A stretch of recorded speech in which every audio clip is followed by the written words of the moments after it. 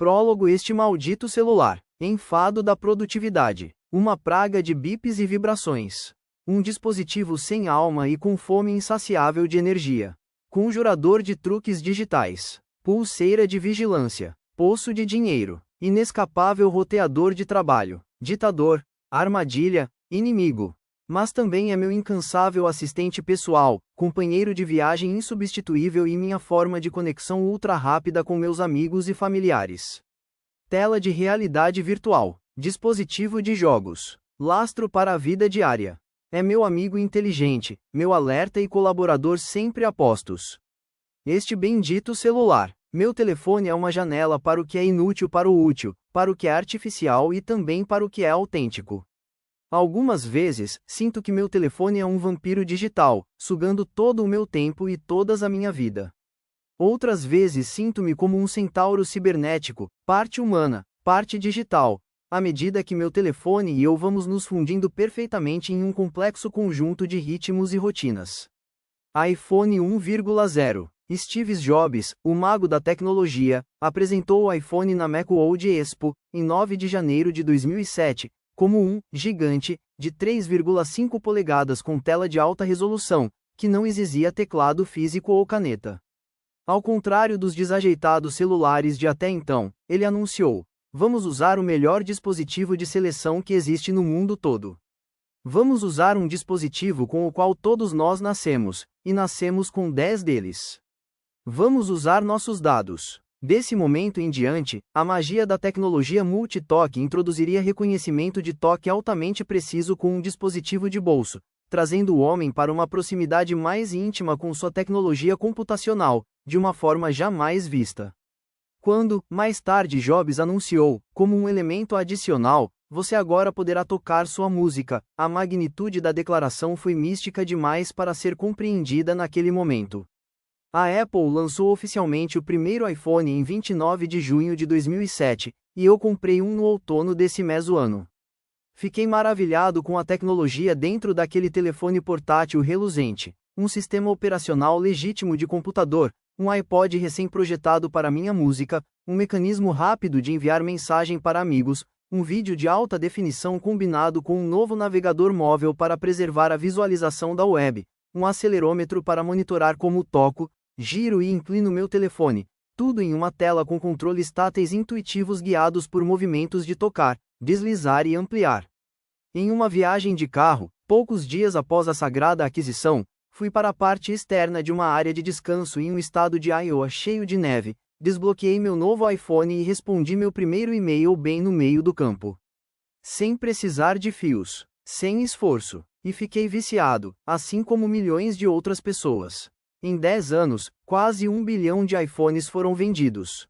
O dispositivo celular da Apple logo foi seguido pelo Android, de modo que os smartphones se disseminaram pelo globo e por todos os cantos de nossas vidas.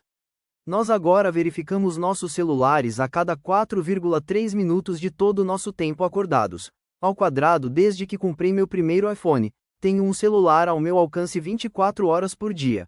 Para me acordar pela manhã, para organizar minha biblioteca de músicas, para me entreter com vídeos, filmes e televisão ao vivo, para registrar minha vida em fotos e vídeos, para me permitir jogar o jogo mais recente, para me guiar por ruas estranhas, para exibir minha mídia social e para me assegurar todas as noites que ele me acordará novamente, desde que eu o coloque para carregar. Eu uso meu telefone para manter nosso cronograma familiar, que está em constante mudança, sincronizado em tempo real. Eu usei meu telefone para pesquisar, editar até mesmo escrever seções deste livro. Eu uso meu telefone para praticamente tudo, exceto para ligações, aparentemente. E carrego meu telefone comigo aonde quer que eu vá, ao quarto, ao escritório e, sim, também ao banheiro. O celular aliou várias tecnologias ao cubo que ainda estavam sendo desenvolvidas ao dispositivo manual mais poderoso de conectividade social já inventado. Como nossos telefones, tudo na vida é imediatamente fotografável e compartilhável. Portanto, eu não me surpreendi quando os editores da revista Times nomearam o iPhone o dispositivo individual mais influente de todos os tempos, dizendo que ele mudou radicalmente nossa relação com a computação e a informação, uma mudança que possivelmente repercutirá nas décadas seguintes. Sim, As repercussões. E qual é o preço de toda essa magia digital? Eu também descobri que meu onipresente iPhone está corroendo minha vida com distrações, algo involuntariamente reconhecido pelos executivos da Apple na véspera do lançamento do Apple Watch, anunciado como uma tecnologia mais nova e menos invasiva para corrigir todo o ruído digital trazido às nossas vidas pelo iPhone. O que eu não sabia quando desembalei meu primeiro iPhone é que Jobs já estava protegendo ativamente os próprios filhos de suas máquinas digitais. Eu não deveria estar me protegendo também? A grande questão: os criadores e publicitários do celular exercem grande poder sobre nós, e eu quero saber qual é o efeito dessa tecnologia em minha vida espiritual. Assim como em todas as áreas da vida cristã, quero aprender com a história da igreja e com os cristãos mais antigos. A primeira entrevista feita por mim, enquanto ainda percorria o caminho de produção deste livro, foi uma ligação telefônica para David Wells, um teólogo de 75 anos, 1936. Seu livro mais recente sobre a santidade de Deus foi surpreendentemente preenchido por uma discussão sobre tecnologia, um subtópico relevante em qualquer conversa na atualidade. Foi somente a partir de meados de 1990 que a web passou a ser amplamente utilizada em nossa sociedade, então estamos falando de cerca de 2 décadas apenas, disse Wells. E assim todos nós, estamos tentando descobrir o que é útil e o que nos prejudica. Não podemos escapar dela, e provavelmente nenhum de nós quer escapar. Não podemos nos tornar monges virtuais.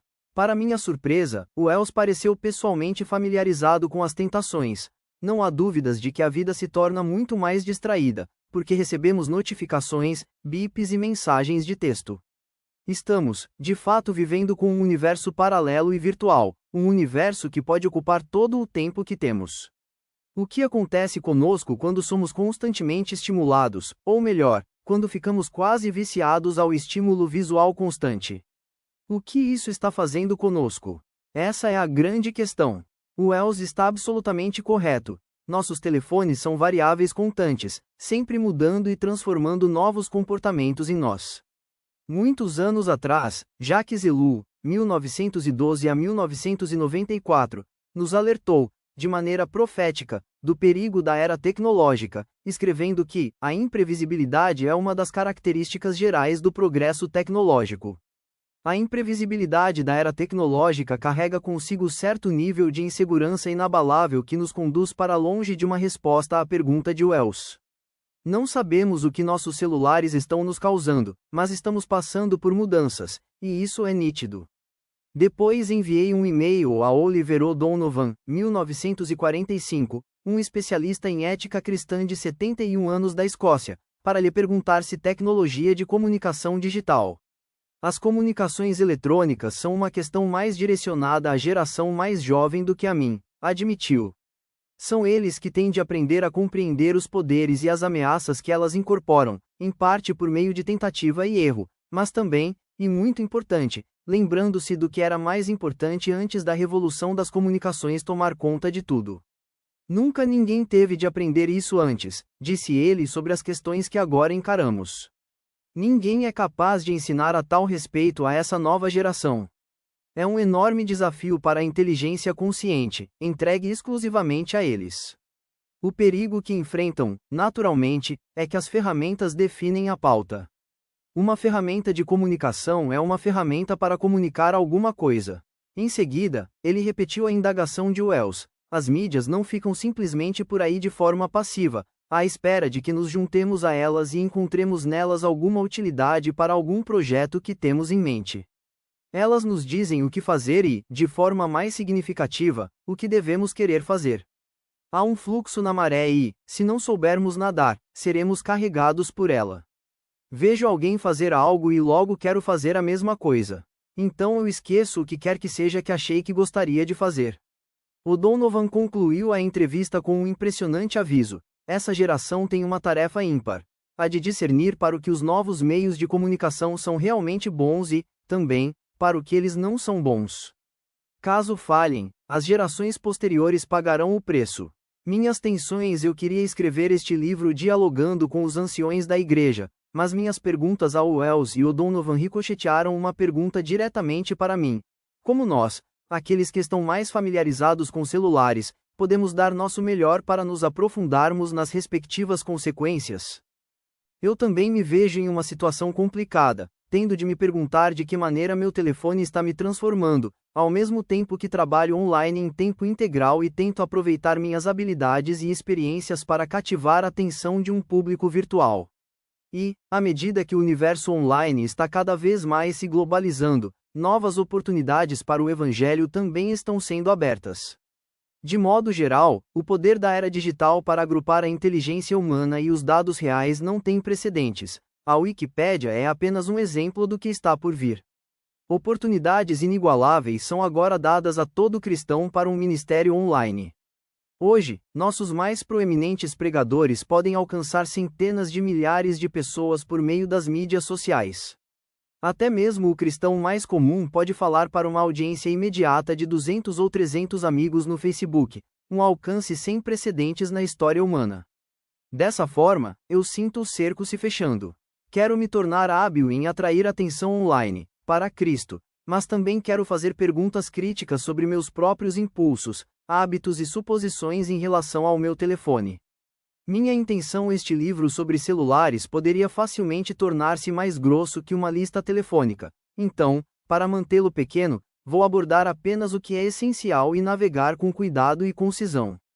Enquanto alguns escritores afirmam que nossos telefones estão nos tornando cognitivamente mais apurados e relacionalmente mais intensos, outros nos alertam para o fato de que nossos telefones estão nos tornando rasos, limitados e menos competentes no mundo real. Ambos os argumentos soam verdadeiros algumas vezes, mas as mídias sociais são, em grande arte, aquilo que fazemos delas, um meio de escapismo ou transformação, dependendo do que esperamos delas e de como as usamos. A pergunta deste livro é simples: qual é o melhor uso do meu celular no desenvolver da minha vida? Com esse propósito, meu objetivo é evitar ambos os extremos, o otimismo utópico dos tecnófilos e o pessimismo distópico dos tecnofóbicos. O Donovan tem toda a razão quando diz que nossa tentação é a de ver alguém fazendo algo e, em seguida, simplesmente copiar o comportamento e perder de vista nossos chamados pessoais e objetivos de vida. Em outras palavras, precisamos nos perguntar: quais tecnologias atendem aos meus objetivos? E quais são os meus objetivos, antes de qualquer coisa? Sem respostas claras a esse respeito, não podemos fazer qualquer progresso em pensar sobre os prós e contras dos celulares na condição de cristão. Ainda assim, se você tem um celular, é provável que já tenha abusado dele. Esse abuso é alvo de inúmeras matérias em revistas, livros de lamentação e vídeos poderosos que revelam que o uso excessivo do nosso celular influencia nossas vidas em um nível absurdo. Um momento de culpa pode ser um poderoso motivador, mas não vai durar muito. Assim que a motivação se esvai e a culpa diminui, retornamos aos antigos comportamentos. Isso ocorre porque nossas convicções fundamentais são demasiadamente frágeis para sustentar novos padrões de comportamento, de modo que aquilo que parece imediatamente certo, desligar nossos telefones, não é nada mais do que o produto de um simples momento de vergonha. O que precisamos, de fato, é da disciplina de uma vida nova, oriunda em um novo conjunto de prioridades e capacitada pela liberdade de nossa nova vida em Jesus Cristo. Então, eu não posso simplesmente falar para você deixar seu telefone de lado, largá-lo ou pegá-lo novamente após um período de estafa. Meu objetivo é, antes de tudo, explorar por que você deveria tomar atitudes desse tipo. Breve impressão: aqui está um punhado de observações para você ter em mente à medida que vamos apresentando o assunto. Em primeiro lugar, este livro é escrito tanto para mim como por mim. Eu não apenas preciso dessa mensagem, como também carrego o seu fardo. Se o título sugere que estou pregando para você, eu não estou. Estou pregando para mim mesmo. Pouco de vocês se tornarão autores, mas nós, que escrevemos livros sobre ética, somos mais rigorosos com o que escrevemos do que qualquer outra pessoa.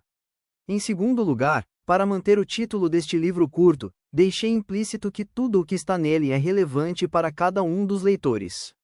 Na verdade, nunca estive tão familiarizado com as variedades de hábitos relacionados ao celular. Nós pegamos nossos celulares com criadores ou consumidores de conteúdo e focamos em conteúdos atemporais ou atuais. Da mesma forma, nosso relacionamento com o celular tende a certas direções, ou como parte de comunidades virtuais ou como complementos aos nossos relacionamentos face a face. E essas conversas permeiam constantemente entre edificação e o papo furado. Veja a figura 1, p. 26.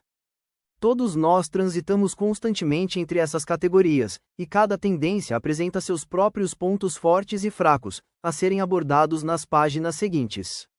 Mas nenhum de nós se enquadra exatamente da mesma forma que a outra pessoa. Eu menciono isso logo agora, no começo do livro, como uma forma de pedir que você seja paciente quando discutirmos sobre hábitos que podemos não ser diretamente aplicáveis a você.